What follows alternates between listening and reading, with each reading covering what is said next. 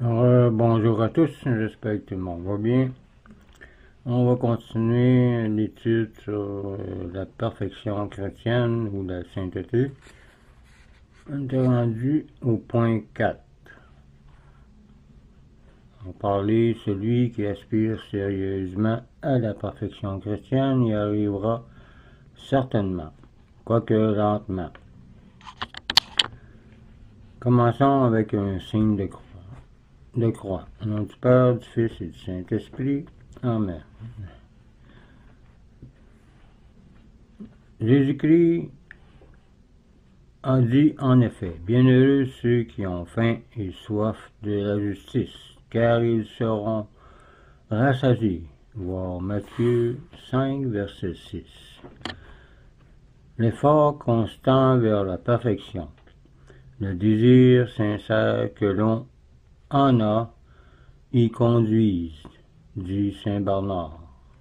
Le désir à lui seul forme une partie considérable de la victoire, car il augmente les forces, diminue la peine, affaiblit l'ennemi, rend agréable à Dieu et attire des grâces. Voir Saint Laurent Justin. On demandait à saint Thomas d'Aquin comment on pouvait sûrement devenir saint. En le voulant, répondit-il. Personne n'est jamais parvenu à la sainteté sans avoir eu un ardent désir, dit-il. Aussi peu que sans lui on arrive à la perfection dans une science ou dans un art, car on a le désir aussi d'être bon là-dedans, disait saint Alphonse. Disait aussi saint Alphonse et plusieurs saints. Celui qui ne désire pas même arriver au sommet d'une montagne restera au pied sans faire un pas, ce qui est normal, d'après saint Alphonse. Mais on ne parvient à la perfection que très lentement, si on persévère. Notre sainteté n'est pas l'œuvre d'un jour, dit saint Philippe de Néri. On n'arrive jamais à la perfection en peu de temps, en moins d'une faveur extraordinaire de Dieu, dit sainte Thérèse d'Avila. Il en est de même dans la nature. Une petite plante ne peut devenir une fleur dans une nuit. Un enfant ne devient pas aussi en quelques jours un homme fait ou une femme. On ne gravit pas une autre montagne en quelques minutes, à moins d'avoir des pouvoirs de lévitation. Les traitements médicaux durent longtemps et les plus lents sont les plus sûrs souvent. On distingue 3 degrés dans le chemin de la perfection, comme j'ai déjà parlé dans mon résumé sur le catéchisme de Spirago. Il y a les commençants qui ont encore une grande inclination pour le péché mortel, les avancés qui ne peuvent encore s'empêcher de commettre des péchés véniels et qui, vu leur attachement aux choses de la terre, n'ont pas encore une paix complète. Et les parfaits, dont l'esprit est entièrement détaché de la terre et dirigé vers Dieu, selon Dieu, et goûtent par conséquent une grande paix. Voir Benoît XIV et Philippiens 4, versets 1 à 9. On appelle ces 3 degrés les voies purgatives et illuminatives et unitives. Ces 3 degrés de la vie surnaturelle correspondent aux degrés de la vie naturelle: l'enfance, l'âge de la faiblesse physique et spirituelle, l'adolescence qui est l'âge de l'accroissement, du développement, et l'âge viril, âge de la maturité. Saint Thomas d'Aquin. Les commençants doivent méditer les fins dernières de l'homme et de la femme, les avancées, la passion de Jésus-Christ et les parfaits, la bonté de Dieu et les joies du ciel, selon saint Ignace de Loyola. Néanmoins, dans la perfection ou la sainteté, on ne peut jamais arriver au terme extrême, parce que l'amour de Dieu n'a point de limite. Que celui qui est juste devienne plus juste, que celui qui est saint devienne plus saint, d'après l'Apocalypse 22, 11. L'homme ou la femme peut cependant arriver à un tel degré de sainteté qu'il approche déjà sur la terre de l'état des esprits bienheureux dans le ciel. Point 5. Dans chaque état, dans toute position, on peut parvenir à la perfection. Il y a des saints dans tous les états, comme j'ai dit, même dans les positions les plus humbles, comme pape, évêque, prêtre, empereur, roi, soldat, médecin, artisan, ouvrier, domestique, marié ou non, etc. Il y a eu des saints dans tous les domaines. Toute personne peut, en vérité, aimer Dieu et son prochain, et de plus en plus jusqu'à sa mort, par la grâce de Dieu, car cela est facile pour eux. On n'y éprouve ni fatigue, ni préjudice, et rien n'est plus agréable au cœur que d'aimer Dieu, selon saint Bonaventure. Pour toutes les autres bonnes œuvres, on pourrait toujours prétexter une excuse. On peut dire « je ne puis pas jeûner, ni faire l'aumône, etc. » Mais personne ne peut s'excuser en disant « je ne puis pas aimer », disait saint Jérôme, car l'amour est l'essence de la perfection et du bonheur. Cependant, les exercices de piété doivent s'accommoder aux forces, aux occupations, aux devoirs de chacun, car on n'a pas tous les mêmes dons. La piété est comme un liquide qui prend la forme du vase dans lequel il se trouve, selon saint François de Sales. Voyons maintenant, deuxièmement, moyens généraux de perfection. Pour arriver sûrement à la perfection chrétienne, il faut employer le moyen suivant.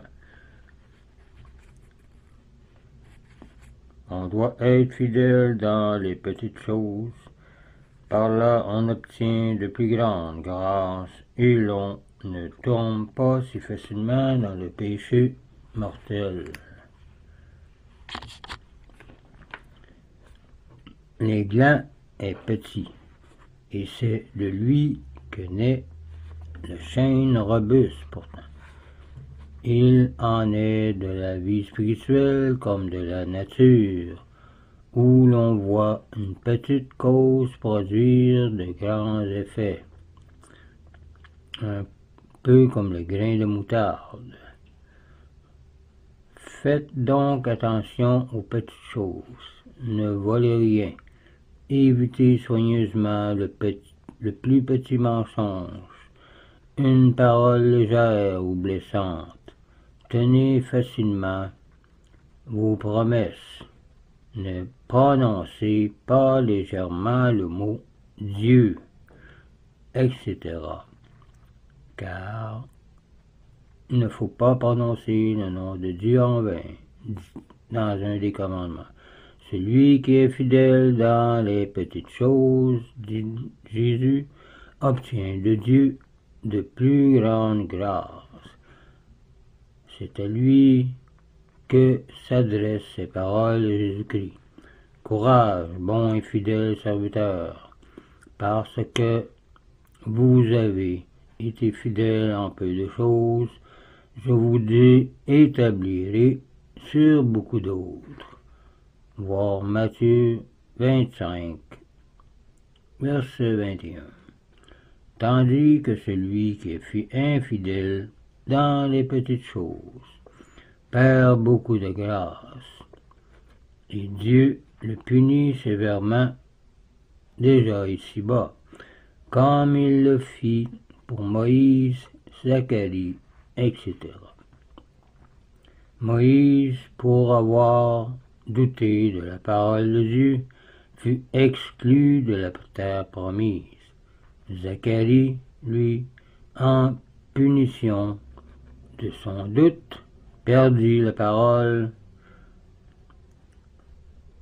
en punition de petites fautes. Dieu a ôté à quelques saints toute consolation et les a laissés dans une grande sécheresse spirituelle, comme ces plantes qui penchent tristement la tête, parce qu'elles ne sont pas arrosées. Celui qui est fidèle dans les petites choses ne tombe pas aussi facilement dans le péché mortel. Jésus-Christ a dit, celui qui est fidèle dans les petites choses est aussi fidèle dans les grandes.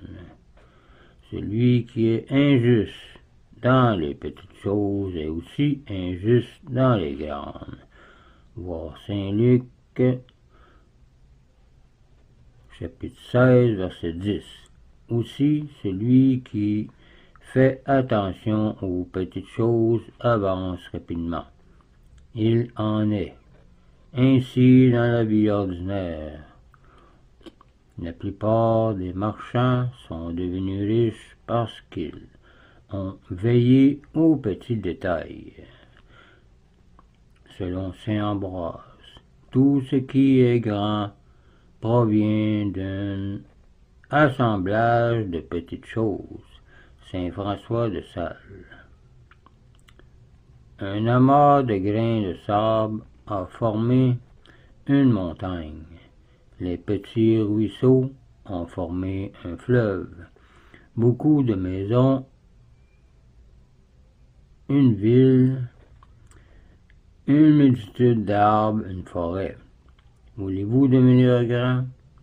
Commencez par ce qui est plus petit, ce qui est normal. On commence toujours du plus petit au plus grand. Saint Augustin. Celui qui méprise les petites choses ira peu à peu à sa perte. Voir Ecclésiastique 19, verset 1. Maintes petites imprudences entraînent souvent de grands malheurs et empoisonnent la vie entière d'une personne. Une petite étincelle produit souvent un grand incendie si c'est pas arrêté. Une petite fente dans un vaisseau cause souvent son naufrage si c'est pas réparé. Une maison dans laquelle on néglige de petites réparations menacera bientôt la ruine, car ça s'agrandit les fissures. Ainsi en est-il du péché. Judas vola d'abord peu de choses. À la fin, il trahit Jésus et se donna la mort même. Caïn commença par être jaloux de son frère et il finit par le tuer. Le mépris que l'on fait des petites choses trahit un orgueil secret. Donc, à y faire attention. La grande fidélité envers Dieu se montre toujours dans les petites choses. Dans les grandes occasions, il suffit d'une fidélité moins parfaite, disait saint François de Sales.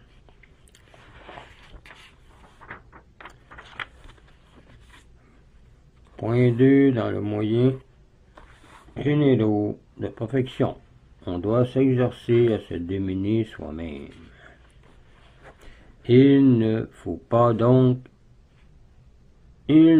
donc pas être curieux, ni regarder de côté et d'autre quand on marche dans les rues, ni se mettre à chaque instant à la fenêtre, ni s'engager dans des conversations inutiles, ni crier à haute voix, ni rire aux éclats, ni se plaindre dès les premières apparences de mauvais temps ou de maladie, ni manger sans nécessité en dehors de repas, ni manger trop avidement, ni demander des friandises, ni critiquer les mets que l'on nous sert, ni choisir les morceaux dans les plats, ni ouvrir les lettres avec précipitation,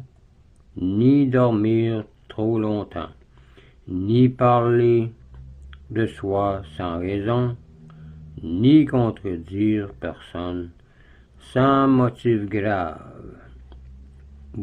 Vous voyez qu'on doit se dominer en beaucoup de choses.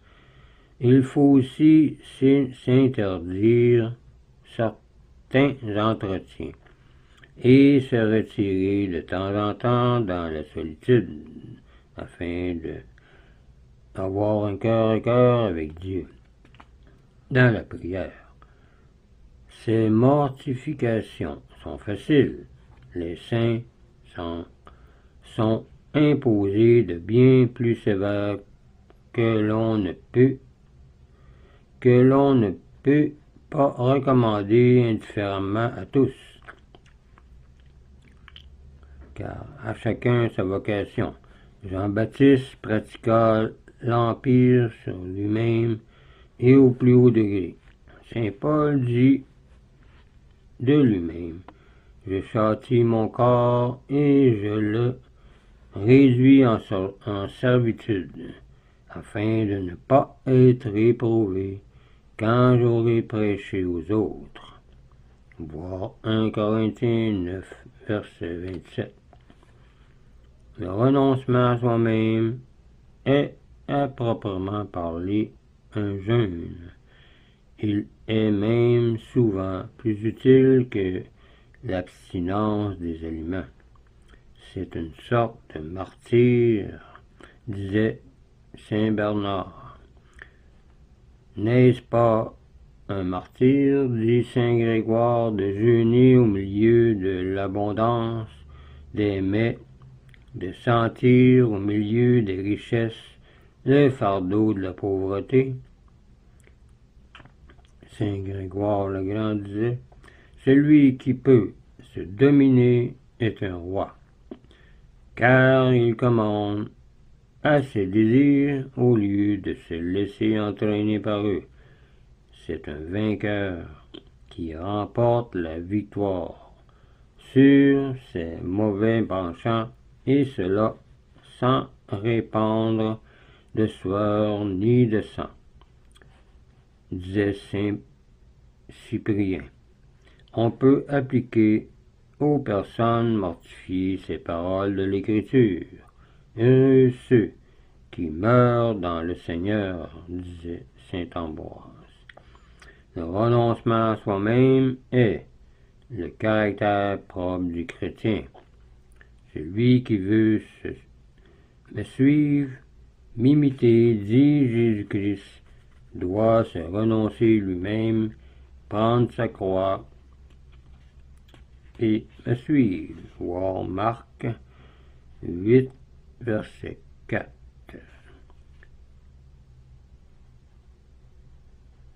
Ou 24, en tout cas, c'est Marc, verset 8. C'est-à-dire, celui qui veut être du chrétien, mon disciple, doit s'exercer au renoncement, à la maîtrise de soi. Et saint Paul ajoute, ceux qui sont au Christ ont crucifié leur chair, avec ses vices et ses convoitises. Voir Galates 5, verset 24. Celui qui est mortifié est un saint, dit saint François de Borgia. Un poisson vivant nage contre le courant. Un poisson mort est entraîné. Donc, reconnaître si vous êtes vivifié par le Saint-Esprit ou si vous êtes mort. Vous n'avez qu'à voir si vous luttez contre le torrent de vos mauvais penchants ou si vous les suivez.